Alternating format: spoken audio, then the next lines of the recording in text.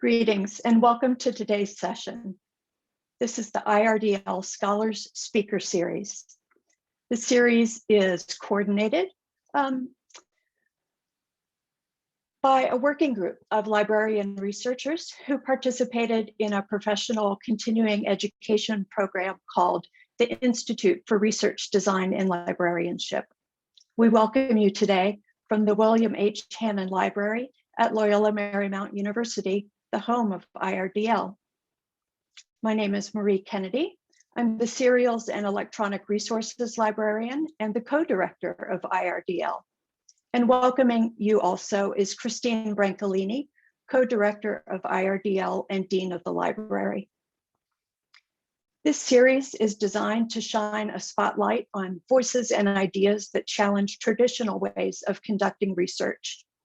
As librarians, educators, and researchers, we welcome this opportunity to reflect and incorporate what we learn from these speakers into our own research efforts so that our methodologies integrate anti-racist and anti-colonial practices. We look forward to thinking critically about research and power with you at today's session with Dr. Vélez. Two IRDL scholars will be your moderators for today. From cohort 6 in 2019 is Rosalinda Linares, and from cohort 4 in 2017 is Michael Floral. They'll begin with telling you about our plan for the session. Take it away, Rosalinda and Michael.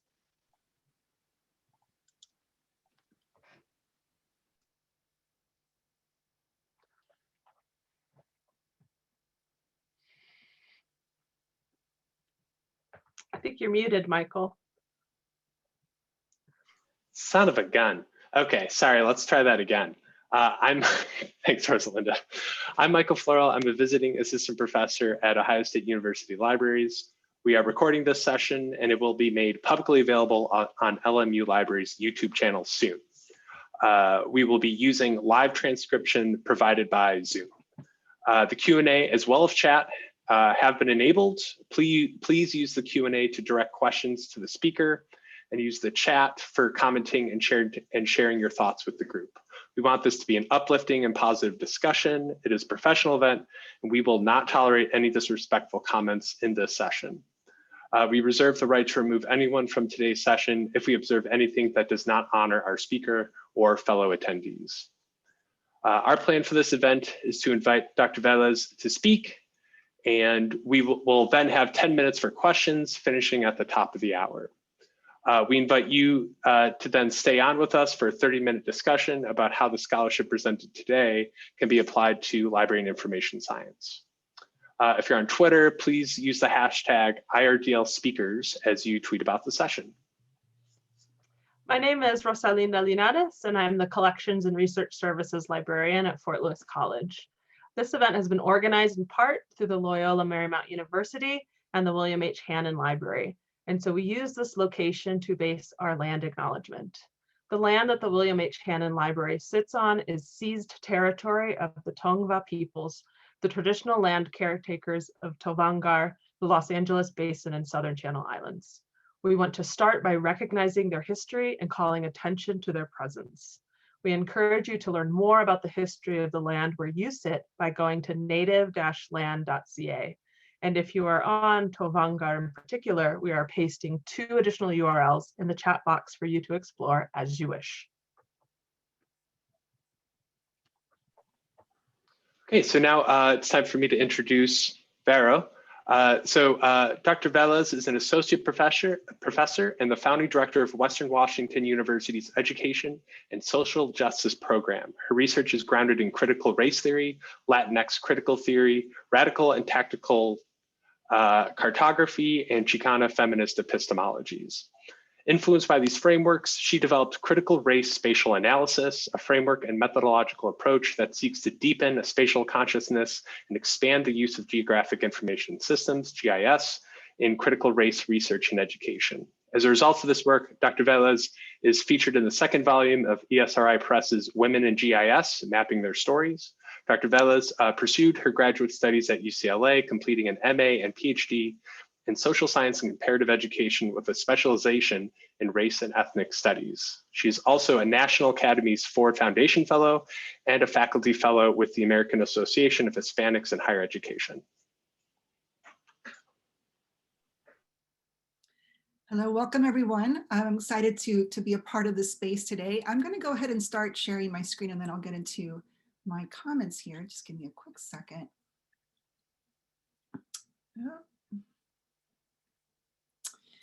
So I'm humbled to be here with you today to share my work, and quite frankly, just incredibly honored to join esteemed colleagues as part of the speaker series for the Institute for Research Design and Librarianship. I have to admit, seeing the lineup, I had to pinch myself a little bit that I would be invited to speak among such transformative scholars who I turn to often as guides as I constantly rework my relationship to research methods to better align with my political commitments. I especially want to thank Michael and Rosalinda for the invitation and for helping to curate a series of conversations that not only center, but seek to advance anti-racist and anti-colonial research practices. I want to start today with gratitude to frame my talk, because everything that I will share with you today is primarily the result of insisting on collaboration and nurturing relationships with community, not necessarily with the university. Now, at the same time, I don't want to sound naive. I hold challenging contradictions of working within the academy while resisting the seduction to become of the academy. My task as an educator and researcher focuses on subversion that extends from my days as a grassroots organizer. My methodological decision-making reflects this aim, while mindful that I traverse complicated political terrain to shift university resources to support transformative and liberatory projects outside of its walls. Today, I hope to share one of those methodological journeys, the journey to develop critical race spatial analysis. Now, it's a framework and methodological approach that's far from finished, but by sharing this work in progress, my hope is that it will provide a generative space to imagine what could be possible, both in continued educational research, which is my field, but also to think about what it could look like in information studies, particularly in research that aims or seeks racial justice. So my work to develop critical race spatial analysis, like I mentioned, is a concept I developed with my mentor, Dr. Danny Solorzano. Now I share this picture a little bit as a way to start and to kind of humanize the work a bit in sort of my collaboration with Danny, but also this is a way to kind of start with a little bit of humor. He always poked fun at me at my graduation here as I wear my Harry Potter outfit, that my hat was a little bit too big and that he sort of hoped one day that I would grow into it.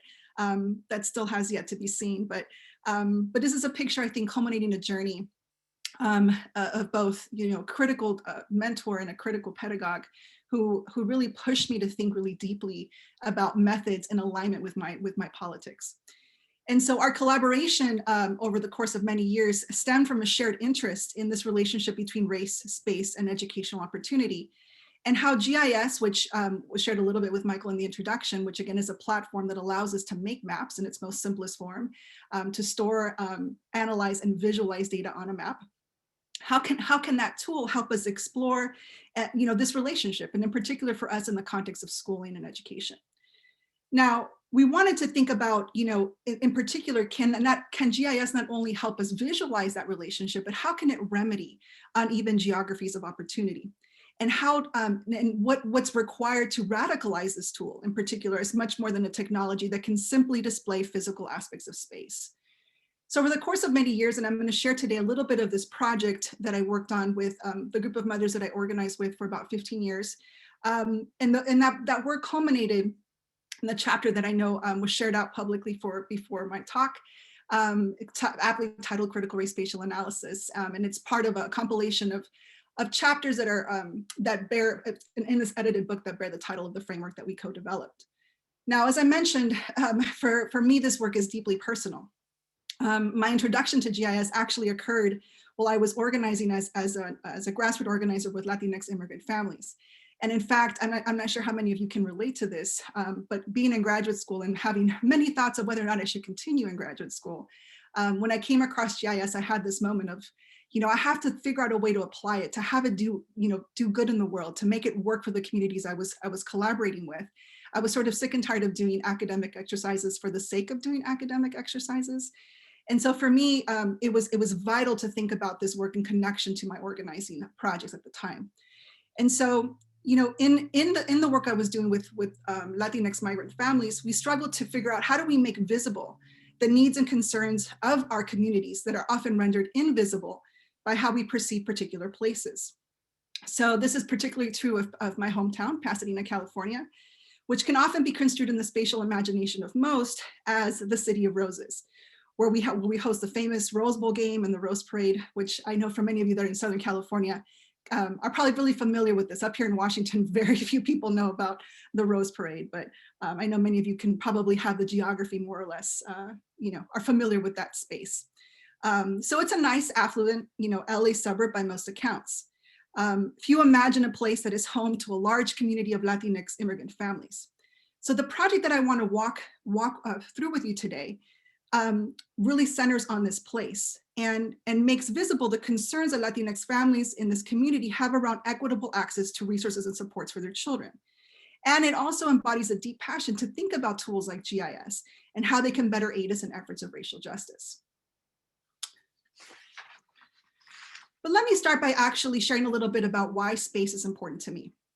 In particular, why it is important to examine space more centrally in the work of educational researchers, practitioners, and leaders.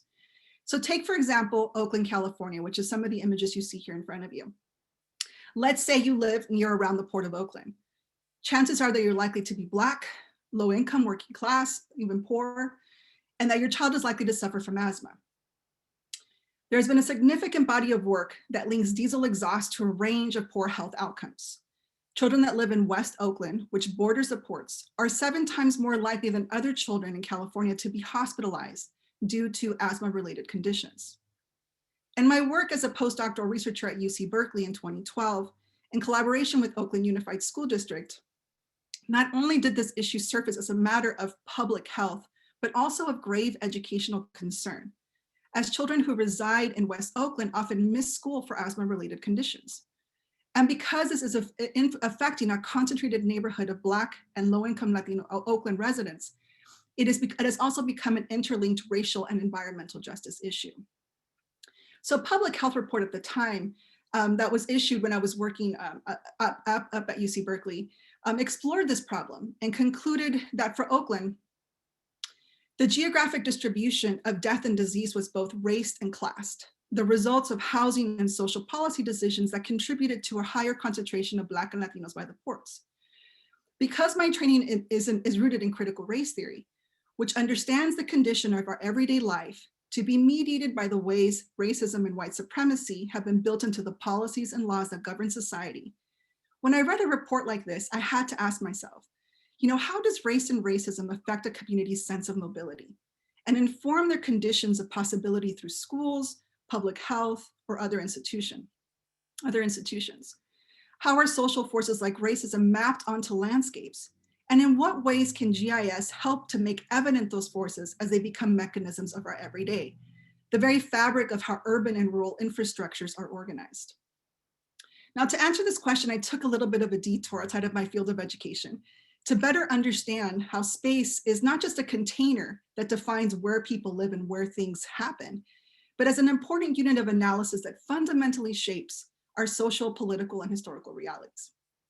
Essentially, I was interested in how the social and the spatial mutually constitute each other, and that social dynamics such as race don't simply exist in space, but are reinforced and constituted by it. And I was especially interested in how we resist inherited spatial arrangements, how we traverse and make boundaries porous, generating new spaces in which our lives can fully exist. So to start, I wanted to give you a little bit of some of this literature just to give some context around this sort of theoretical weavings in my process of sort of developing critical race spatial analysis. So the first is Henry Lefebvre's kind of infamous book, The Production of Space, in which he talks begins to introduce the concept of the right to the city, which was later developed by David Harvey. And both scholars explored the geography of urban life and the need for those most negatively affected by the urban condition to take greater control over the social production of urban space. Fighting for the right to the city was seen as a demand for greater control over how the spaces in which we live are socially produced. Now, I actually first was introduced to Soja and kind of worked my way back to Lefebvre and Harvey, but Soja actually develops from both of these scholars. And is probably the one that most closely aligns, especially when we start articulating the notion of justice, most closely aligns to our framing of justice in critical race spatial analysis, which I'll get into in a little bit later. But Soja explores spatial justice as a theoretical concept, but also as a target for social and political action. Guiding his exploration is the idea that justice has a consequential geography, a spatial expression that is more than just a background reflection or set of physical attributes to be descriptively mapped. In his view, it is critical to understand how space is actively involved in generating and sustaining inequality, injustice, economic exploitation, racism, sexism, and so forth. And in this way, centering a spatial consciousness then becomes much more than an academic exercise. It has much more ambitious political and practical objectives. It seeks to promote more progressive and participatory forms of democratic politics and social activism. And I'm going to show how that played out, particularly in the project in Pasadena that I'll share in a second. And then finally, but certainly not least, the work of W.B. Du Bois, whose famous work at the turn of the 20th century, eerily echoes what has come to pass, that the color line indeed remains a permanent fixture in organizing and dividing the world. After his seminal text, The Souls of Black Folks, Du Bois continued to theorize the color line in subsequent work as a cartographic, geographic, and historical project that shapes and is shaped by white supremacy at multiple scales. One of the best examples of Du Bois's cartographic skill was his social study of the Black community in Georgia, in which his social spatial understanding of the world, aptly titled Black Atlantic World, was meant as a geohistorical visualization to underscore the reality of Black life in Georgia, that it could not be disarticulated from the global conditions that inform it. For those of you who are interested in sort of thinking about Du Bois's work and also, what it means to center sort of a critical consciousness that's rooted in, for example, a structural location of Blackness, I highly, highly recommend this book. It came out recently in 2018, but kind of visualizing how Du Bois's work in sort of using infographics and data and visualizations provides this kind of rich portrait of Black America is really, really powerful. And it's a stunning sort of compilation of his work throughout his lifespan. So I highly, highly recommend this book. So in essence, what this book and just looking at his body of work around the color line, he engaged cartography to display the color line as a strategic structural response to those that would claim that racial inequities were the result of personal failings. This continues till today. We have things like, modern day deficit thinking in ways that Black, Indigenous, and communities of color continue to be blamed for their sort of, educational or social realities or social failings. So Du Bois understood the power of the cartographic gaze. And he wanted to engage that cartographic gaze to insist on counter-cartographic discourse, whose mission was to forcefully refute the widespread belief that Black Americans were innately inferior and incapable of social advancement. So one of the things that I find so powerful about Du Bois's work is that his cartography had very explicit political aims, and they were anchored in a uniquely Black consciousness. Sharing his maps was an act of Black self-determination that insisted racial oppression racial oppression and not natural aptitude was the culprit of social inequities in Black communities. So he sought to showcase how Blacks were not unmappable, had always been part of world history, and held really critical cartographic insight to understand both the spatiality of Black life and social life more broadly. Now, in the last 10 years, my colleagues in my field in education have taken up the task to engage map making and cartography in their own endeavors. There's definitely a whole body of work that looks we can get more into sort of questions of spatial methods across the gamut of in our field. But today I really want to focus, for the sake of time, to really understanding how people are taking up map making. And I'm going to get into it a little bit later as you're going to see sort of my journey in this methodological journey, how that's brought me back to kind of a more theoretical question of how we understand space and spatiality, but in terms of methodological tools, really focusing on mapping and digital mapping as sort of the anchor here. Though arguably spatial methods can mean all kinds of different things. So I definitely want to engage more in that in the Q&A if folks have questions. But in education, folks have taken up this question of mapping, like I mentioned, and have used GIS to explore and visualize what is now commonly referred to in our field as opportunities to learn. So much of this effort arose to challenge how student performance was being measured traditionally and arguably even today through the use of high stakes tests, in which limited outcomes have come to represent appropriate goals for all students. So the proposed accountability uses of outcome indicators to administer sanctions and incentives based on individual student performance presume an educational system that provides adequate human and material resources to ensure a fair opportunity for students to achieve these outcomes. In other words, it assumes that all students have access to appropriate and sufficient materials, adequate buildings, and qualified teachers. The move to looking at opportunity gaps rather than achievement gaps led to an increase in the use of GIS to examine the inequitable distribution of educational resources and access to knowledge across space, and to use GIS to visualize the distribution patterns and share findings with schools, parents, or community organizations, and so forth. So William Tate in particular took up this notion and really developed this concept of, he's also a prominent critical race theorist in the field of education, took up GIS to think about, can this actually become sort of a visual political literacy project? Can GIS help us engage in particular kinds of dialogue that are necessary to move, to think about data as active in helping us to move transformative projects? So he really coins this term of geography of opportunity that then gets picked up by other scholars to think about, how do we understand the geographic footprint of racism and how it impacts the disparate kind of distribution of resources across space for particular students. So, like Tate, I argue that it absolutely has an important sort of vital project in movement building. And him sort of naming that, I think, is really, really important in sort of theorizing around critical race spatial analysis. So using Tate as a springboard, some of my initial questions and sort of thinking about mapping and GIS and critical race theory were the following. In what ways can educational researchers benefit from a geographic spatial analysis? How can the visualization of space and disparity and inequity help us understand some of our questions and some of our inquiries? And exactly how can GIS specifically be used as both a methodological, but also as a conceptual tool for analyzing the role of race and racism as it connects to schools and opportunity. And this was important. I felt like, one of the things you'll see in sort of this journey that I'll share with you in this, as I move through the slides, is that, at some point, when we started to get into mapping, we realized it couldn't just be this sort of hands-on tool. We had to sort of wrestle with its positioning, its epistemological sort of entries, and how does it, how can it reify the world sometimes in really flattened ways?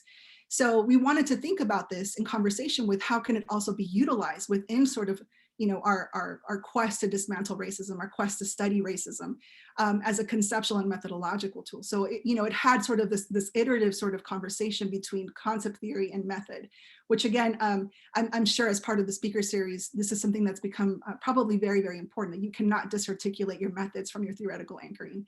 And this was very much true in the work that we were doing with critical race spatial analysis. And lastly, for me as an educator, what pedagogical possibilities does GIS hold for teaching and learning about educational opportunity or lack thereof and racial justice? And this is the part that I think was especially important in my organizing work, because it's one thing to produce this map, it's a whole other thing to share the maps. And so what then becomes part of the sort of the counter cartographic narrative that the maps make possible for us to teach and learn about race and racism in our communities. And so this last question was especially important for me as an educator. So let me provide some context here as we kind of go through this, as I share a little bit of this project. So I wanted to provide some context, excuse me.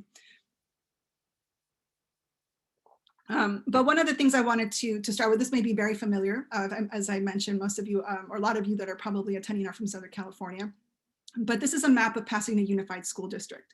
And I wanted to be, actually, before I get into these maps, share a little bit that, as I mentioned, as I was starting to get into GIS and came back to the mothers that I was organizing with in Pasadena, they immediately had a project in mind that they wanted to develop with me and carry out using GIS.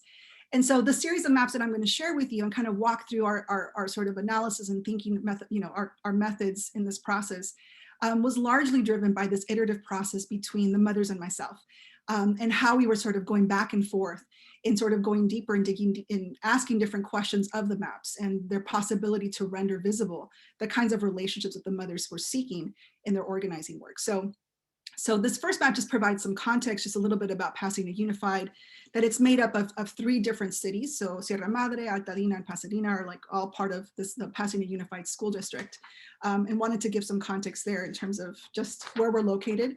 For those of you that aren't familiar, Pasadena is located within the San Gabriel Valley, which is within Los Angeles County, sort of northeast Los Angeles County, at the base of the San Gabriel Mountains. Now, it was important to the mothers that we also define what we consider to be, because we were really interested in looking at the Latinx neighborhood, and more importantly, the relationships of students that live in those neighborhoods. You know, what kinds of opportunities were they being afforded in schools? You know, where were they going to school? So for us, we wanted to define for ourselves, what is that Latinx neighborhood? How do we define the boundaries, and how do we, where do we mark it on our map? So as you can see here, one of the things that was really important, and for those of you that are gonna, just to kind of give some geography, this is the 210 freeway, the 134. This, if you keep going down the 134 and you keep going west, you're gonna hit sort of West LA. If you go south of here, you're gonna hit downtown LA, right? So we're not, Pasadena is about 20 minutes north of downtown on a good day without traffic. With traffic, that's a whole other conversation, but just to give some context in terms of where we're located. So this sort of northwest neighborhood sort of sits pretty much, if you look at these boundaries, the freeways tend to bound the northwest neighborhood pretty well. And that's going to be important as we go through and think about, you know, how do color lines surface, and how do they sort of constrict and define particular communities and their access to certain kinds of opportunities. So we'll get into that in a bit, but just wanted to get a sense that the mothers themselves were the ones that drew these boundaries. Now, the next step in our process was to show demographically that this region was in fact home to a thriving Latinx community and had been so for decades. So these maps show that since 1940, Latinx residents have been growing within this northwest section of the city. Now, I want to trouble that a little bit as well, because one of the things that we want to be cautious of is how when we engage in sort of census demographic data, which is a whole other sort of presentation on big data and how it can actually, we should make problematic some of that data as well.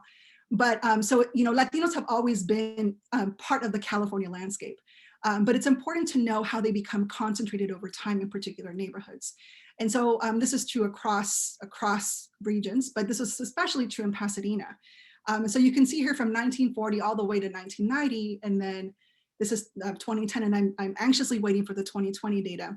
This region right here, which is more or less where the mothers were mapping their Northwest community, is primarily a Latinx neighborhood.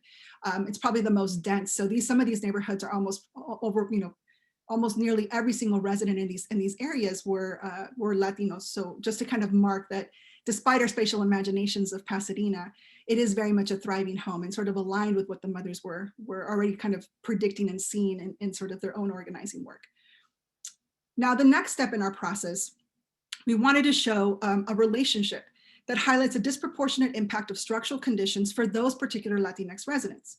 So I drew from a report published by the Annie Casey Foundation titled "The Growing Number of Kids in Severely Distressed Neighborhoods, Evidence from the 2000 Census," which identified 4 indicators as a good measure of poverty. Now, these included the number of residents living 1 below the poverty line. Second, the number of women-headed households with children. Third, the number of individuals that have less than a high school education. And fourth, the number of workforce men who are unemployed.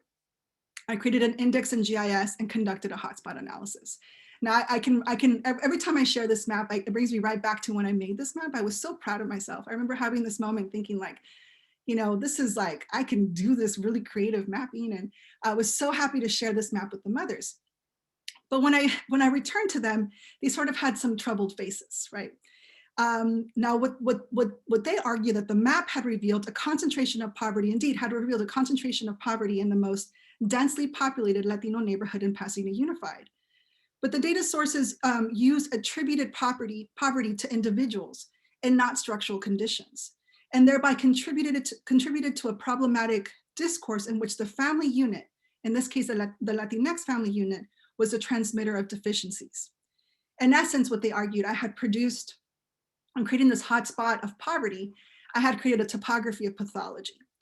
And the mother's critique was an important first step in helping me realize that the construction of GIS maps had to be deeply attuned to the ways that data sources may inadvertently contribute to racist narratives, producing maps that fail to underscore causality for these material conditions. So the maps can tell you in many ways, these types of maps can tell you many ways where things are occurring, but not why they're occurring.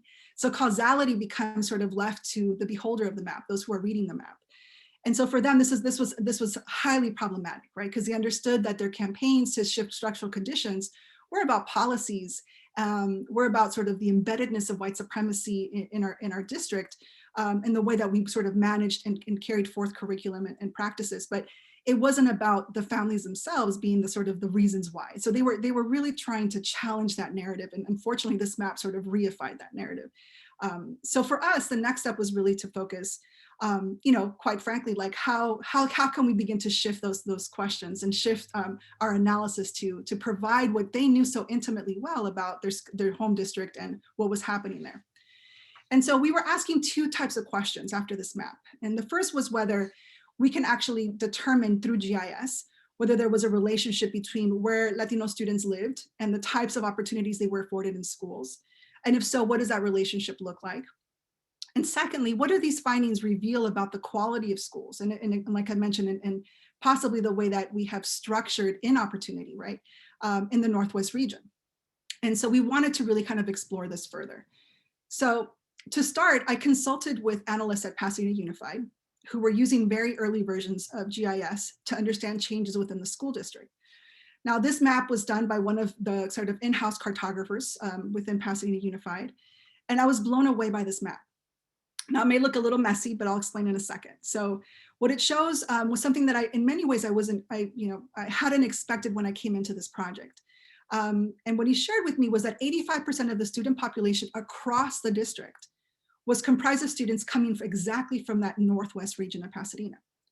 So this caused me and the mothers to scratch our heads a bit. If 85% of students come from that Northwest region, which is predominantly Latino, what about all the white kids? Could it be that Pasadena is a community of solely old white people? That didn't quite make sense to us, right? And again, based on what we knew from being in the city, this was my hometown. The mothers had been organizing there for over 20 years. So we knew this didn't make sense to us. And so we thought about another alternative. Maybe we needed to look at the private school population and demographics. And so as this slide shows, in a side-by-side comparison within the same district boundaries, which that define Pasadena Unified, we know that within our school district, we have 25 public schools, but the region is also home to 82 private schools. Now, it is worth noting that at the time that we were conducting this project, 4 of the public schools, which you see there circled in red, were being targeted for shutdown simply because there weren't enough children to fill public school seats. So Pasadena Unified, in fact, today continues to hold the unique distinction of being the school district with the highest concentration of private schools based on size compared to any other district in the country. So again, we were getting at something a little bit deeper here. We were beginning to understand some of these structural conditions, beginning to sort of unpack a little bit about that maybe this wasn't about looking within the public school system, but looking across different systems, or what we call a bifurcated school system within Pasadena Unified, where 2 systems were existing side by side in the same space. And so when we looked into these schools, what we found was something also really telling. It became clear that there was a racial divide in attendance as well. So what you see here are 2 side-by-side maps where you have both, you basically have how, private school, this is private school enrollment across both areas. And what you find here, which I think is really powerful, is that within the context of, public schools, only 14% of students in public schools in Pasadena Unified were white at the time we did the study. But in terms of private schools, 93% of private school students identified as white. And so we began to see a racialized story emerging here. And one of the things that was powerful was how when we talked about these maps, the mothers often shared how, they go in front of school boards, they go in front of city councils, and they tell the story that Pasadena is this sort of divided city. But they're often dismissed as anecdotal. It's the single story of the disgruntled parent about their child's schooling. And then you add the layers of sort of race and immigration to that, and sort of quickly dismissed as holding any sort of bearing of truth in terms of what was happening in the school district.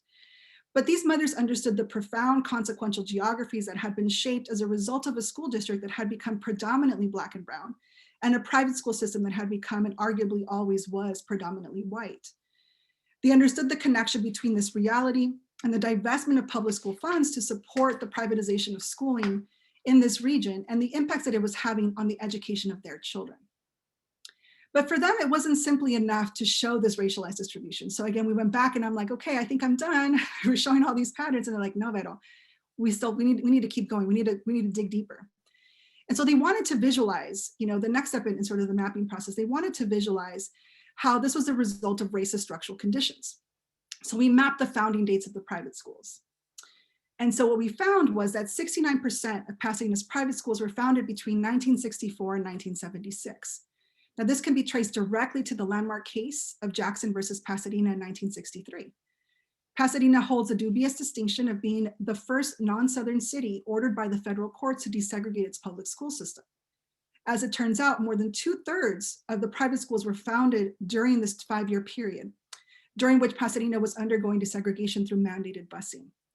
So what we have appeared to have collectively discovered is a strong indication of white flight, but unlike other school districts where whites fled the area, white families instead created their own school system. So the mothers also insisted that inequities were also occurring within the public school system, not just between public and private.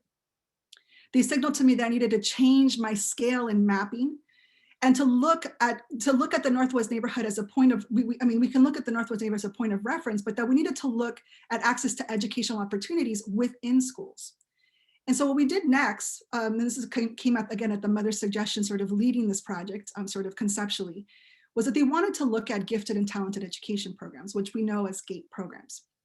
Now, these were specialized programs within public schools that often benefit from the most well-resourced classrooms taught by the most qualified teachers. So one of the mothers had been struggling for a long time to get her child enrolled. So we decided to take a look at these schools and see if what the mothers was saying was true, right? That there was, that we needed to change our scale in our analysis. So these were these sort of bars in front of you that represent schools in Pasadena Unified. They're called proportionality sort of analysis. So we're looking at basically the comparison between Latino students and white students in each of these public schools. So this first map just simply looks at the distribution of enrollment. So kind of looking at overall who is going to this school. So just by looking at this map, the overall impression is that from the majority of these schools, the Latino, there's a higher percentage of Latino students at these schools compared to white students. But then when we looked at the gifted and talented program enrollment within these schools, we found a very different reality, right? And so what this obviously suggests is what's known as a school within a school phenomenon, that while a diverse group of students may enter the same school building, the opportunities or lack thereof they experience inside are largely determined based on race and ethnicity. So I shared this, and there was a series of other maps that were a part of this sort of story that I can't get into all of them today. But the important thing for me to acknowledge at the end of this project, the mothers shared these maps as part of a community forum in which the ACLU was present in the room and threatened to bring suit to the district around their practices in terms of how they identified students for gifted and talented programs. And so that alone was such a propelling factor for the mothers to continue their pursuit of geospatial methods. Because in some ways, and this is one of the things that later they go on to critique, but at the same time recognize the power. It's like, we've been saying these same things for 20 years as organizers, but the maps allowed us to engage in a certain kind of data analysis and a certain kind of data portrait that was heard differently by city and school leaders. And so they found it a strategic move, maybe a problematic move, but a strategic move to make visible their arguments around this racial divide and the lack of opportunities for particular students in their district, specifically Black and Latinx students. But it's important nonetheless to note that this actually led to very specific reform within our school district. And this project also became very central to our development of critical race spatial analysis. So in engaging and sort of sharing, as we kind of engage this process to tell the narratives, about these racial divides in our district using GIS, we did use, on my end, I was using sort of a quantitative process. I was using big data. And so within GIS, this is known as exploratory spatial data analysis, or EDSA. But what was important is I've kind of shared with you along sort of developing these maps, that it was the mother's intimate knowledge of their community and collaborative analysis in the process of map making that was key. By rooting the analytical capabilities of GIS in their own lived experience, the mothers drove an iterative inquiry that led to the building of a counter-cartographic narrative that spoke back to the post-racial narrative taking hold of educational reform in their local context. And appropriating GIS mapping as a community-based practice, the mothers ground truth the maps, making visible spaces and spatial relationships that otherwise would go unnoticed. So they transform the power of the maps to rest not in their gee whiz display of data, even though again, they go on later to sort of critique some of that in some of their organizing work. But really their focus was how they use and engage GIS to weave a spatial narrative that linked their current efforts to historical struggles for educational justice. So methodologically, their efforts reveal the potential of GIS to build spatial models of the world from the lived experiences of people of color. So informed by this project, we humbly offer these sort of working tenets of critical race spatial analysis. The first is a recognition that race and racism are endemic and permanent in US society. Discussions of race must begin with an examination of how race has been socially constructed in US history and how the system of racism functions to oppress, right? While it centralizes race, it also focuses on racism's intersections with other forms of subordination based on gender, class, sexuality, language, and so forth. Conducting a critical race spatial analysis requires that we foreground the color line, to use, again, the famous phrase by W.E.B. Du Bois, as I mentioned a little bit earlier.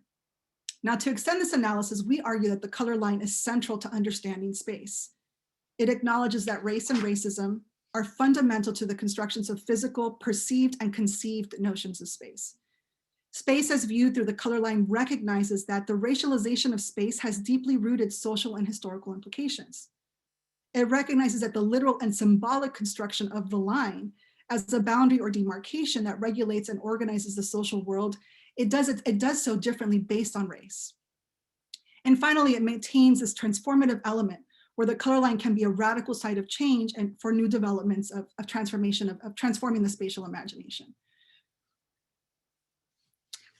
Second, critical race spatial analysis asserts that claims of race neutrality and objectivity act as a camouflage for the self-interest, power, and privilege of dominant groups in US society. So this framework challenges claims that educational systems engage or offers objectivity, meritocracy, color evasiveness, previously known as color blindness, race neutrality, and equal opportunity. So we question approaches to schooling that pretend to be neutral or standardized while implicitly privileging white, US-born, monolingual, and English-speaking students. So for us, again, CRSA it has to challenge these race-neutral representations of space. So we argue that we would argue that you can't even understand space without also understanding the racial condition and how race operates to construct space in ways that will limit opportunity, but also provide opportunity for others. So this is key to our framework and how we think about critical race spatial analysis. Third, we find that similar to critical race theory, that the experiential or everyday knowledge of Black, Indigenous, and people of color are legitimate, appropriate, and critical to understanding, analyzing, and teaching about racial discrimination and other forms of subordination. So this challenges us to consider the types of data that we use to generate GIS maps.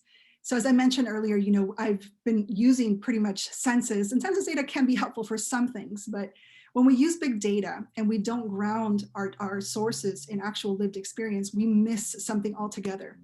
And so again, the sharing of the maps, even though the maps still shared census data, it was the mother's sort of lived experience that drove that iterative inquiry. And so here's where I've been working in this framework, and it's again, very much a work in progress, to think about the notion of ground truthing. And let me pause here and just say that a lot of these concepts that I've been playing with are part of the GIS world, ground truthing being one of them. So ground truthing in kind of geospatial language. I don't know if you've ever seen this when you maybe go for a walk or drive and you see sort of canvassers on the streets with little tripods. Some of those may be actually taking pictures to determine or assessing to determine whether satellite imagery in space is actually accurate on the ground. So they're literally called ground truthers. They're out there sort of canvassing streets, making sure that all our phones and mapping software all works accurately. So it's, that these images are, like I mentioned, accurate on the ground. But one of the things I began asking is, what would happen if cartographic renderings, these sort of visualizations, were actually ground truthed by communities of color. What if these ground truthers, employed their expertise as community members to define and verify neighborhood boundaries, color lines, the use of spaces, and the perceptions of those spaces? What might we get in terms of these visualizations, right? So it's instead of thinking about ground truthers in this GIS sort of concept, thinking about within a CRT concept, what would it mean to center that experiential knowledge of community members, particularly those that identify as Black, Indigenous, and folks of color. And we would argue that without ground truthing, our data from supposed accurate or objective sources is hypothetical at best. And so one of the things we're beginning to develop is how can ground truthing, as both, again, a conceptual and methodological framework, help us to figure out how do we source data differently? Where can we draw data sources in a way that allow us to understand patterns across, large regions or small regions, right? How does it help us to make sense of the realities we see on a map? Fourth, critical race spatial analysis is also deeply committed to advancing a social justice agenda in schools and society writ large. It acknowledges that schools are political places and teaching is always a political act. Thus, it is committed to reimagining GIS as a tool capable of supporting political projects that end subordination and further movement building to transform society. And one of the things that was really, really important for us in thinking about the work with the mothers is that one of the things we talked about in our debrief of this project was sharing out how GIS allowed the mothers to also lay claim to the public. What I mean by that is the majority of the mothers that we work with were undocumented. So for them, it's like, what does it mean to find boundaries on our terms? To think about the ways that our participation can be redrawn, where we get to control who gets to be part of the political body. So even on that level, their ability to engage with GIS was something really, really powerful about how they lay claim to the public. And I wanted to kind of note that. It also uses this transdisciplinary knowledge base. So CRT is grounded in multiple sort of areas and really draws on ethnic studies, women's studies, sociology, history, humanities, and the law, to name a few, but also within CRSA drawing from visual sociology and critical geography, radical and tactical cartography to help us inform our practice. And again, this is something really, really important to our work as we develop this framework. And then lastly, critical race spatial analysis emphasizes that maps and map making are a point of departure for analyzing the relationship between race and space, and refuses to allow maps to speak for themselves. Maps, like I mentioned earlier, can't always tell you why things happen in space, but they require that we frame our understanding of the visualization of what we produce through a critical analysis that recognizes the importance of the relationship between people, places, and power. So in sum, as I think about sort of a framework, and I want to get into some of the limitations, if I have a few more minutes here to kind of walk through a little bit of that, because I think this is important, that gets to some of my newer developments in some of this work. But in sum, one of the things we think about is how do these tenets influence at each stage of map making, from defining data to determining boundaries to sourcing local expertise to actually engaging in the analysis and then producing the cartographic narrative at the end, or the visualization of our maps, right? That we need to be thinking about the tenets across each of those sectors and how they inform that. Now, I want to share a little bit that, we are in constant conversation with other sort of critical cartographers about the limitations of GIS. Many cultural geographers won't even touch GIS with a 10-foot pole, so to speak, because it tends to flatten our reality or analysis sometimes about what's actually happening. And it's not, many argue that it's not as adequate a tool for helping us understand spatiality or who we are as spatial beings in the world. So just to kind of name a few critiques, so folks like, Kwan have, who identifies as a feminist geographer, and other indigenous cartographers have really kind of pushed back on the use of GIS, arguing that it can be inadequate for understanding space and subjectivity, that it comes from this positivist epistemology, it's instrumental rationality, and it's too technique driven and data led, that it doesn't allow us to sort of engage critically with some of the tools that GIS has to offer. It's also important to note that GIS is used very heavily by the military and surveillance. So how can we possibly imagine it for radical ends when its origins are rooted in surveillance? And so how do we think about what's possible here? One of the things that several scholars have been pushing on is, can we engage beyond the quantitative? Can GIS allow us to think more about discourse? Can we map discourse? So I know there are people who are mapping things like tweets and newspaper, or just popular stories, or mapping a sort of different kinds of qualitative data that don't rely so much on the sort of positivist approaches that GIS has sort of been critiqued for, and really offering us a more sort of kind of nuanced look at subjectivity and identity in ways that it traditionally hasn't been used to do that kind of mapping. So really kind of pushing us to think really deeply about that. And again, I think one of the biggest critiques is what we try to address through critical race spatial analysis is this notion that it has to be really iterative, that we have to be constantly thinking about that, not just about the visualization or the map, but also what the map can be doing to actually be active in creating a reality. That it's informed by very much the positionality of the map maker, which we never talk about in mapping. We sort of put maps out there and never talked about who created them. What was their view of the world? How did they actually position? How do they understand sort of a projection of the earth on some level that is very much grounded in particular westernized notions of space? So really thinking about having this reflective practice is something that has been heavily critiqued and one of the limitations of GIS.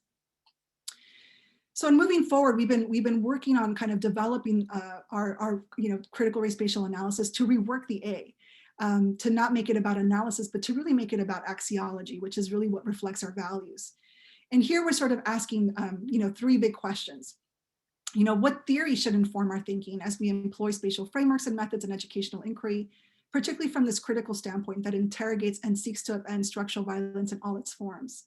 What questions, but also what commitments should be considered to address these epistemological and ontological tensions that arise when we center a spatial consciousness? And lastly, what possibilities emerge to advance spatial frameworks and methods when we enter grounded in an axiological commitment, right? So what then makes it becomes visible in that process? So we are currently sort of developing this and anchored in some particular scholars that I want to sort of name really quickly as I kind of wrap up here. I've been really, really blown away by the work of Zuni cartographers down in New Mexico. And I'll share this link at the end of my talk. There's a link online. You can kind of watch these beautiful videos where they're sort of engaging GIS, but from a very different epistemological entry point. And they argue this is really, really important because we have to listen and we can't think about space outside of a relationship explicitly to land and water. So they're pushing us to think about how do we listen to the land in our thinking and devising portraits of the world, right? So Jim Benote, who is one of the key Zuni cartographers that's curating these maps in New Mexico, he's bringing together Zuni elders, council members, and religious leaders to serve on a cultural advisory committee for creating and curating maps. And so he's talking about this notion of counter maps that can reclaim the name of Zuni places and depict the land of the Ashiwi as they know and see it, immersing the viewer in a landscape interwoven with culture, story, and prayer. And again, so, these scholars are really, and cartographers are pushing us to think differently, to both, not think about just mapping and understanding race, but to think about altogether how the map itself as an epistemological sort of, conversation, right? In terms of how we understand ourselves in relationship to the world is really, really profound in our development right now. I also want to briefly highlight the work of three scholars that are also shaping my thinking. So the work of Rashad Shabazz on spatializing Blackness. And here I think what's especially profound in his work is that he talks about Black geographies in ways that both highlight the spaces and places that reference and recuperate the historical struggles of Black community over locations. So he's not just simply talking about the sort of structural top-down ways in which space impacts the Black community, but also how Blacks in Chicago specifically push back and reclaim and recuperate space, how they make space, in other words. This is echoed by, again, this incredible work by Catherine McKintrick. Again, if you're really interested in sort of thinking about these questions around epistemology, and just, particularly if you're trying to anchor on Black feminist thinking, Catherine McKintrick is the book to really read here. She really stuns in her analysis in this interplay between geographies of domination and Black women's geographies, and brings together this sort of material and imagined configurations of space to challenge space as something that's stable, as a phenomenon that cannot be altered. So again, this for me is really powerful because even as I engage in these maps with the mothers, what was really powerful for me in that process, which was watching how they engaged their agency to speak back to the maps, to create a very different series of maps, to ask different spatial questions, and in a sense curate a certain narrative that they use in their organizing work. So for me, Catherine McKittrick's work in particular is really important in this regard. And then I'm particularly drawn, there's a chapter in this book, and I meant to put the article, the chapter name, but I'll name it here. So Catherine Pendleton Jimenez, Chicana scholar, who is also very well known in the field of Chicano studies and Chicano feminisms, has this beautiful chapter called Start with the Land, Groundwork for Chicana Pedagogy.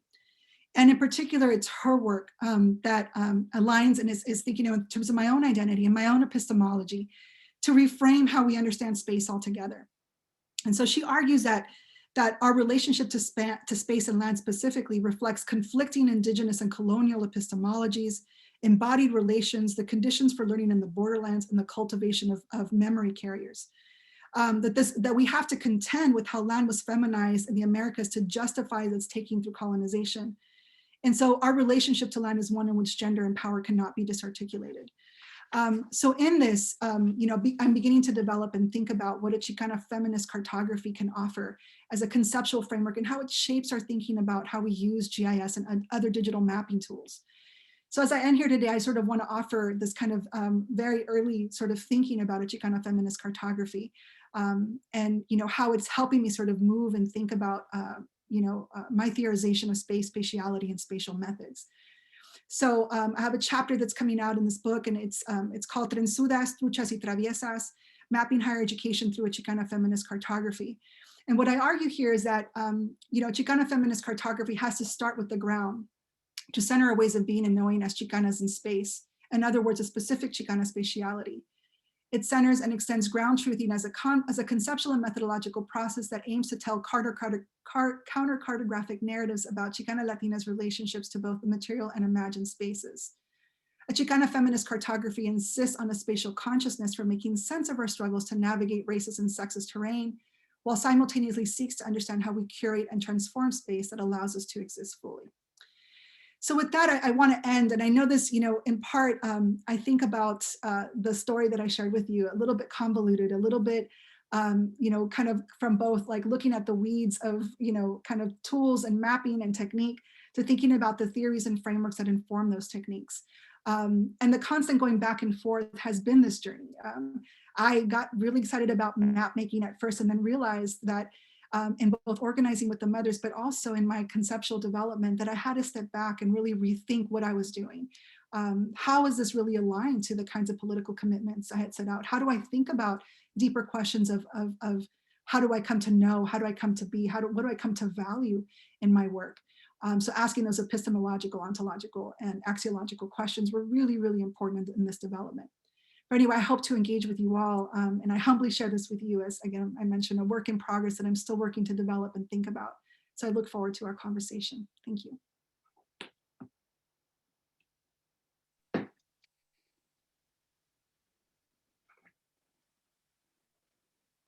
Okay, so we will move on to the discussion and Q&A part of this event shortly. We will reconvene after a break, after a brief comfort break of 4 minutes to discuss how the scholarship presented today applies to library and information science.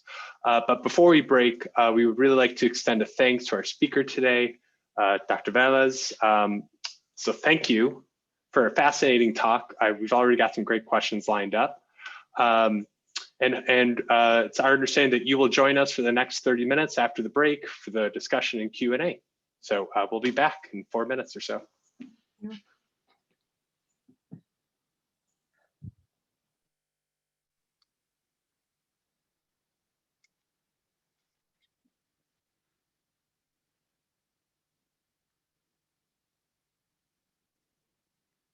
We hope you're enjoying a quick stretch, a quick water break, quick bathroom break. Stay with us. Rejoin us in 3 minutes.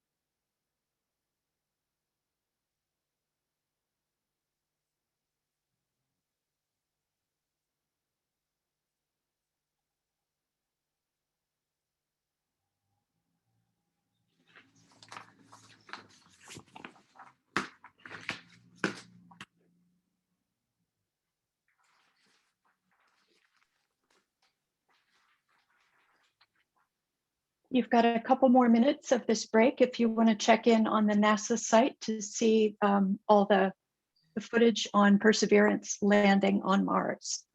Rejoin us in just a couple minutes.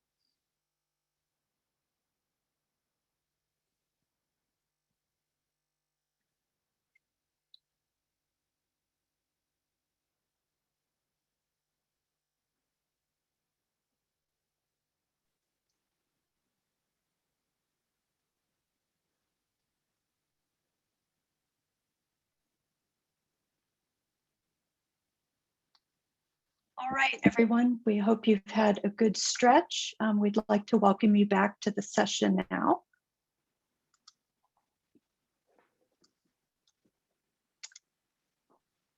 All right, and we'll turn it over for questions and answers.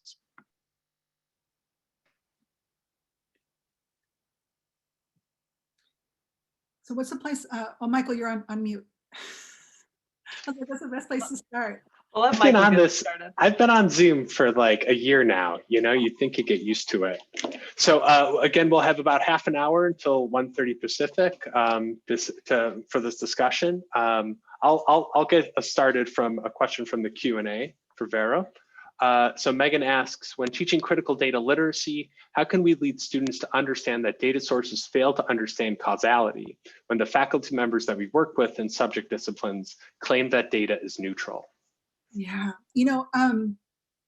this is I feel like an ongoing challenge. This is a great question, so thank you, Megan. I think for me, part of what has been part of my thinking, particularly when I think about data literacy and sort of data work, is that I tend to use both things. So I often work with the census and big data, but I'm always thinking about ways to curate other kinds of sources. So or other kinds of data sources. So thinking really deeply about when I engage in quantitative projects in particular, that I'm not simply relying on big data, but that my data sources are nuanced and complex.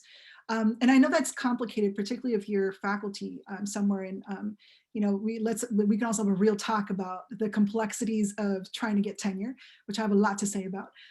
But in working and trying to curate your own data sources can take a long time, right? And so sometimes it feels easier to dip into census data.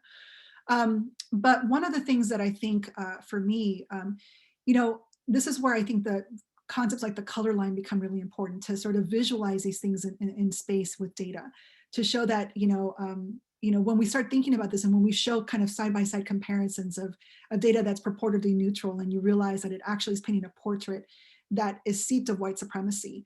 And you can show that in real time using tools like GIS. You can see people shift their analysis at times, right? But I also think part of the challenge in what you're asking too is that people in the academy will stick to their theories and stick to their tools and will defend them fiercely. I mean, this is how we understand sort of the landscape of white supremacy and the university as the continuation of the colonial project. I mean, the assumption of neutrality, the assumption of colored blindness is seeped even in fields like education, where we're actually very much interested in studying how, there's kind of a disparate impact on students of color around educational policies. So convincing my colleagues hasn't necessarily been, you're basically kind of hitting your head on the wall a bit, trying to convince people. And rather for me, the intervention has been, how do I expose the structures for what they are? How do I talk about data in a different way? How do I show alternatives to these data sources? How do I create a different portrait? And granted, that work is more challenging and more time consuming, but it's also can really provide for, it really kind of troubles people's positioning and sort of how they're thinking about data. I've also been particularly struck by, and again, I'm thinking about in my world of education, there's a stunning colleague of mine at the University of Idaho, Philip Stevens, who does work on Apache mathematics. And I'm sort of like, his work, his opening chapter and his dissertation was so stunning, kind of sharing a bit about how Apache youth who grew up on the reservation, he shared this as sort of in his own sort of, growing up and being raised on the Apache reservation. There's a certain part of the year where you go out and you cut mesquite, what he calls you go out and make wood. And so he shares that Apache youth, it's like, if you know anything about mesquite is a really twisty, not a straight wood at all. And so Apache youth at a very young age have to learn how to work with the mesquite wood and have to learn how to load the bed of a truck in such a way so that they're minimizing the trips back and forth when they cut wood. Now, this is also a social class question, clearly, right? You want to minimize those trips to minimize your cost of that transportation, but he talks very explicitly about how that knowledge system, thinking about sort of indigenous knowledge systems, these youth are developing what he calls a two-plane Occlusian tessellation model of the world, so mathematical modeling of the world. And it's a more sophisticated model than what they're actually taught in public schools, which relies on a third plane Occlusian tessellation of the world, right? But he uses this language, he kind of speaks back to the way that we frame mathematics and exposes its epistemological anchor and says, Apache youth are actually mathematical geniuses. But when we don't consider those epistemological anchors, they think that they suck at math, right? And so, but he's able to show this using that kind of mathematical reasoning that it's almost so hard to refute. So my whole thing is that if our colleagues continue to refute, when you have such evidence that shows the contrary, then call it for what it is. This is the continuation of white supremacy, right? But this is probably one of the hardest things that we've had to do. And I've had to think really creatively about how I share data and how I source data to tell a more complicated narrative of my work. So I hope that helps, but happy to talk more. There's some strategic things that I think, ways to ask questions that I think can also help. But that would be my response to that. Thank you, Dr. Vélez. I'm going to ask the next question, which comes from a student, Jessica Sustaida. Hello, Verónica. I am a Latinx student whose passion is environmental justice. I am in an MS GIS program and was wondering, how would you suggest getting people to be open to racial justice on environmental projects and acknowledging within these projects that white supremacy and capitalism is extractive and ultimately what is destroying the environment while sacrificing the most vulnerable populations? Oh, that's powerful. So one of the things, I'm not sure if you're familiar, Jessica, but Esri, and we can trouble Esri all day long. So if you don't know, Esri is sort of the main manufacturer of one of the most popular ArcGIS software platforms that we use. But I've been working closely with some of the folks in Esri last year in particular to kind of launch a bit of their work on kind of racial justice within the GIS world. And they've done an incredible job. If you go online, let me see if I can find the actual link in a second, or I can email you after, maybe Rosalyn, then Michael, send me contact information, we can connect, so that I can send you a little bit of their link. They have this incredible sort of, again, curated a bunch of sort of projects and resources that make that question really explicit. And what's powerful about using a platform like Esri, right, is that it's getting out into, getting out to the GIS practitioner world that may not be have access in the same way to sort of that critical data literacy or just critical literacy about these concepts and frameworks, period. And so, the one cautionary tale about that is that I think that, we can get so locked into the method of making maps, even when we're trying to just to show how race, and space interact. But without the critical anchoring, we can oftentimes, dip into really problematic portraits. But what I think Esri has done really nicely is I think done that, kind of link the questions of racial justice and environmental justice and provided some platforms for us to see more publicly, right? So what's nice about it, for me, so my background also being in race and ethnic studies, I'm constantly thinking about movement building in our work. And movement building is complex and messy, but I insist on moving forward with it. So even with Esri, as they continue to as a company, I think still have a lot of work to do around racial justice. The fact that they're bringing in really critical experts to reimagine these tools, to really think deeply about these relationships, is getting out to a larger audience to think and ask questions like you're asking, like, how do we do this better? So I've been, really privileged to be a part of those kind of practitioner communities to think about this. But I will say that we're far from that. I think we also need to be listening very deeply to Indigenous cartographers and folks who have always had a deep understanding of land and water, and are thinking, I think when we start to kind of move away from those particular kinds of epistemologies, it's harder to see, the extractive projects of capitalism and white supremacy, right? Or we frame them through kind of a neoliberal logic that still is looking at profit as sort of the main sort of frame. So I would say that those two things are, for me, what I would respond to. There is good work, and also we need to figure out how do we continue to anchor this in very critical frameworks that help us to think about that relationship so deeply, right?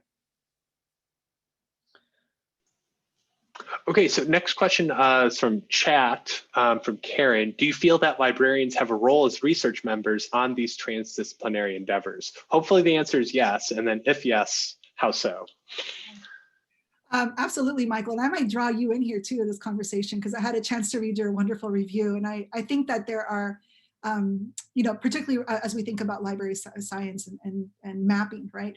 And mapping is much bigger than just GIS and digital, spatial platforms. We can think about network mapping, we can think about information mapping, we can think about all kinds of ways that we use spatial tools. And so I absolutely think that, in fact, and I was sharing with Michael, I think it was on Monday, right, that we met a little bit about how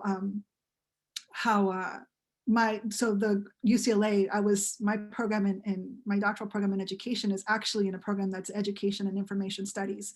So most of my doctoral seminars and my training was with folks who were engaging in library science. And so it was powerful to see the connections between education and information studies, and think really deeply about data, about sources, about information, about how we curate information, how we understand information, right? Who can access information. So all these things, I think, we had very shared goals in our commitments to justice. So the question really for me would be, how do we think about the things that you're interested in, and how can mapping be important, which I think there's an absolute connection there. But it may be becoming a little bit more creative. I came at this from a very traditional form of mapping, so like census data and census tracts and boundaries, but we don't have to use geographic markers in mapping, right? We can find other ways to map our kind of imaginations. And this is where the Zuni cartographers in particular were pushing that. They're like, in sort of a Zuni worldview, there was cartographer Note was kind of pointing to, is that our notion of time and space and distance is very different than actual time, space, and distance. And using, for them, it was really kind of providing other kinds of portraits, other aesthetics, other kinds of ways of imaging reality and imaging space that again, kind of throws GIS out of the water, right? It's a very different worldview of that. And so my question would be sort of thinking creatively about specific projects that you all are engaged in, and how to think about how mapping, whether that's GIS or other kinds of mapping, help us to visualize the kinds of portraits that might be useful in our work. And that's where I would take it. And I know, Michael, you've done some kind of reviewing some of this work more recently, and probably can shed a little bit there in terms of how mapping more generally is coming into the work of kind of library science and information studies. I'm not being paid here to talk, Vera, so I'm going to let you take the next question. Sure. We kind of touched on this again, but the sort of flip side of that is for, and this question is from Paige, Do you have any suggestions for critical librarians like myself who liaise with GIS departments? And I think the assumption is these departments aren't doing the kind of work you're talking about. So specifically, how might librarians help their GIS programs grow more critical? Like some of those strategies and tips you alluded to earlier, I think would be really helpful. So I can tell you one of the projects we were attempting to do recently, and this was probably after the murder of Trayvon Martin and sort of the consequent Mike Brown, and sort of looking at a lot of sort of uprisings, whether it be in higher ed or even K-12 by students, who were wanting to engage in movements to speak back to what was happening, speak back to the police state, speak back to the murder of Black youth, the Black community. And so one of the things that was really important to us, as I was working with students on our campus, was to think about, okay, so you want to connect with folks on other campus. Why don't we think about using GIS or mapping to map out, like at the time they were looking at student demands, right? So like, what are, students in Minnesota or so-and-so demanding, for like Black studies? How are they crafting their demands? How are they thinking about what kinds of resources are they pulling from? And so one of the things they began to do in collaboration with other students, student groups across the country, was to begin to archive or to map archives, right? So what were some of the archives that were available that maybe hadn't yet made their way into libraries, but were being organized and pulled together by students and young people in their efforts to engage in movement building? And how can we tap these sort of organic sites that we're merging organically, right? And merging these organic information sites around movements to begin to curate that. Where do we store that? Where do we have that information? So one of the things that was really powerful that you can use GIS to do is to think about, GIS is not just about mapping quantitative data. It is also about trying to figure out how we map qualitative data. So how can we use GIS when you look? So one of the things you can do with GIS is literally click on a point and it'll open up, right, all the sort of archives that were available, like what were the demand letters from students at that site, and to have a place where you can map and look at how different schools and different communities were defining demands in their own way for their own purpose was really powerful for students on our campus to feel the proximity of people in New Hampshire, right, who were also organizing for similar things. And so one of the things is to think really creatively, how can we use mapping to map other kinds of data? So in this case, it was like student demands, right? I've also seen really powerful projects that map actual space with imagined space. So let me give you an example. So my spatial mentor at UCLA, he was working on a project. He had a data set that I think he collected where he was looking at how a person racially identifies and how close or how far they perceive other communities to be who are, other ethno-racial communities. So what he found was that if you identified as white, you actually perceived communities of color much further than they actually were. And if you were a person of color, you actually perceived other communities of color much closer than they actually were. And so he used GIS to map the difference. So here's a map that takes what's known as cognitive mapping, where it's like you're taking people's imaginations of space and plotting them on actual space and trying to make sense of how people then develop relationships in a particular context, right? I mean, those kinds of really creative ways to think about mapping become, right? I've seen people, like I said, map discourse. They're able to categorize a database where they're looking at, for example, I mentioned earlier about like how people are mapping tweets and, other kinds of social media posts, right? So one of the things you can do is sort of take something like a tweet, which you can get some of that information is publicly available. You can download databases of tweets.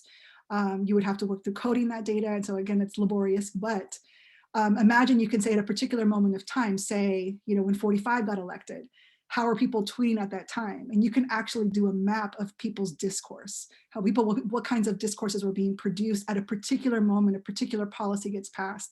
And that's one where you can map, for example, anti-immigrant sentiment, right? Or you can map, where people are, really deploying more critical narratives of kind of their communities. So I think we shouldn't be limited to just thinking about big data or numbers or demographics in the census tradition, right? Which is kind of what I shared, but thinking really critically about, are there other kinds of data in space that might be helpful? The last example I'll share is, I've been really interested, although I don't have the money for this, but I've been really interested because now everything, obviously your phones are all GIS devices. So GIS is both hardware and software. So phones, your Apple Watches, everything that you carry with you it's basically tracking geographic information. So one of the things, because of my work in critical race theory, we've been also, my mentor does a lot of work on racial microaggressions, sort of the impact again on people's both physiological, emotional, psychological health. What is interesting is to note that some of his more recent students have done studies on the physiological impacts of racial microaggressions. So I know that, for example, the iWatches can track heart rate, right? So it would be interesting, for example, to be able to think about, with a lot of resources, right? What would it mean to map, like say in higher education, as students enter particular classrooms and enter particular spaces, how the very entry into space may actually trigger particular kinds of physiological stressors, and how that can actually be tracked on like a device, right? So can we download like the physiological impacts of racism, say for a particular area, using kind of health indicators that are tracked through GIS? Now, of course, all of this is scary. We can talk about surveillance and what this all means in sort of a police state. But again, I think these are the kinds of dilemmas and tensions that we'd have to wrestle with to think about what kinds of things are we interested in mapping, and how might we get that data? You know, what kinds of social spatial relationships are really important to us, and you know, how can that be visualized? So those are the kinds of, like, just to give kind of a little bit of some of these ideas, that different types of maps that don't just rely on, like I said, census data to really produce really powerful portraits of our realities, just to get us kind of thinking about some ideas of alternative data sources. Okay, looks like I have the next question.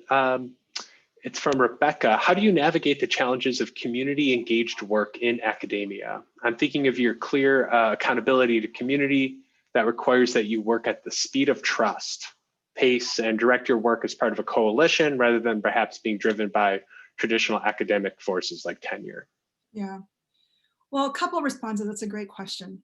And I'm going to go back to when I started organizing with the mothers in my hometown. So I remember I had this moment, you know, and I won't get into all sort of my organizing days, but I remember being this, you know, right out of undergrad, thinking I can solve the world in 6 months. I felt like I was prepared to go in there and solve the social condition, right? I'll never forget this. I remember going in and I had a very, you know, well-intended but problematic saviorist ideology of coming in feeling like I'm going to save my community. And I'll never forget this. One of the moms that I came in and said, I just, you know, I'm here to help, and I just want to be a part of this space, and I want to organize with mothers, largely because I felt like I watched my own mother sort of be challenged by school systems and teachers and administrators when I was going through school, and sort of was really propelled by watching her struggles to think about my commitment to supporting mothers like my own in sort of educational equity work. And so I remember when I came to the lead mom and of this organization that I really wanted to just be a part of. And she said to me, she's like, are you a baseball player? This is her question to me. And I'm like, this is an odd question. And I'm like, and I was sitting there like racking my brain. I'm like, oh God, I better get this answer right, because if I don't get it right, she's not going to let me be a part of the group. And I really want to be a part of the group. And she kind of smiled after a few minutes and she said, I want to know if you're going to step and run, like every other college student who comes in happy-go-lucky, wanting to come in and do community work, and within a few months just leaves. Like, what is your commitment to being in relationship with community in ways that, you know, kind of trouble your sort of saviorist ideas and trouble all these, but just the way she framed it, right? And I was like, no, I'm not a baseball player. And she's like, all right, well, good. She's like, well, tonight you got to you're going to teach a class of 80 people adult literacy. And I remember having this moment of like, I don't even know what that is. Like, how do you teach adult literacy? And then the next thing she said to me was like, don't worry, the community will teach you. And I just never forgot that, right? And so over the course of, you know, 15 years, it was this project that really kind of upended a lot of what I thought I had been going to school for. And there were many times where I thought about dropping out of higher ed. And the mothers always reminded me that, like, you know, so much of this work is about subversion and about working to try to subvert resources, to basically plunder the university, if you will, to move resources and support to our communities. And like, we need this, right? And so there was a lot of contradictions in the work, and there's still a lot of contradictions. You know, as I mentioned when I started, I can't deny, like, I still get a paycheck from a university. I'm still anchored within. And even more so now that I left, right, in pursuit of an academic job and trying to reestablish networks up here in Washington. And it's taken a while. This isn't home for me, right? And I don't want to pretend to come into a community like other academics and be like, you know, I'm all about that, without recognizing the power and certain logics that I continue to perpetuate being in this role. But I think it requires a certain honesty and humility as we build those relationships. And, you know, and it's taken some time for me to recognize that even as we are, you know, anchored within institutions and working toward all these degrees, if you will, that our relationships have to always be about our accountability to communities and not the university. And that isn't always so clear sometimes. And so we need to be in community to help us recognize the pitfalls of how we maneuver in that. I also say this, that even approaches like participatory action research, which I've been a part of, is really complicated. So every time I see people are going, I'm going to do participatory action research in 2 months, I'm like, homie, that ain't participatory action research. That's something else. That's member checking. That's, you know, and I don't mean to sound like, you know, it's just that when you're going to do participatory action, you need to have spent years developing those relationships. And then to the point where they're actually understanding both the dangers, the pitfalls, the, you know, dangers of disclosure in research, the pitfalls, you know, how can research actually be used to mobilize the ends that they seek to achieve. And that takes a long time, right? So so I think that, you know, we should be honest with ourselves in our community building and how we do this in an honest way.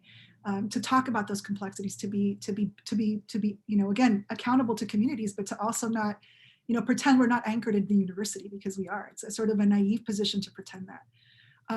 So that's sort of been my approach. Now, the last thing I'll say there is that I've also been really, I have a beautiful community of scholars and friends and colleagues who are anchored in very different sort of epistemological understandings of the world, who are constantly pushing me to really think at that level of depth of like, how do I approach my work? There are a lot of, we are surrounded here at my institution by tribal nations, and a lot of folks who are excited to work with Native communities, right? Without really troubling or unsettling sort of the ways that their own logics continue to enter in a space that can be very extractive, right? Like, why do you need these stories? And maybe some stories aren't meant to be told, right? Some stories are not meant for the academy, but yet we continue to see that, like it becomes sort of sexy, if you will, to do stuff around Black communities, Indigenous communities, whatever sort of the other is. And so I think we need to think really carefully about why we're building those relationships, who really benefits from those relationships, and how we fundamentally have to unsettle our relationship to the university as we do that. I explicitly took on a position at an R2, a Research 2 institution, because I didn't want the pressures of an R1 of the constant publication to justify my legitimacy. I wanted to do other kinds of projects. So you know, I made that decision. That doesn't mean that you shouldn't think about the R1, but the R1s are brutal in having to constantly produce and churn out research to keep your job. And so I think we have to wrestle with some very important questions about the decisions we make as academics, about what we pursue and how that impacts our ability to really build. And we can't claim community projects when we're actually not in community doing those projects. And wrestling being pushed back and being told, no, this is not meant for the academy, and being okay with that. And rethinking how we build. So anyway, that'd be my response. That was a wonderful response. And I'm sorry that our time is up. We've enjoyed you so much. So let us give thanks to our speaker and our moderators for today. We hope you can join us next week, February 24th, for the next speaker in this series, Anna Ndumu. Thank you to Loyola Marymount University for its support of the Institute for Research Design in Librarianship. Thank you to the Institute of Museum and Library Services for your support of IRDL for 6 wonderful years. And thank you to the team that labored to put together this learning event. We look forward to learning alongside you at our next event. And with that, I hope you all have a great day. Thanks again, Vero. Thank you all. Goodbye. Bye. Thank you.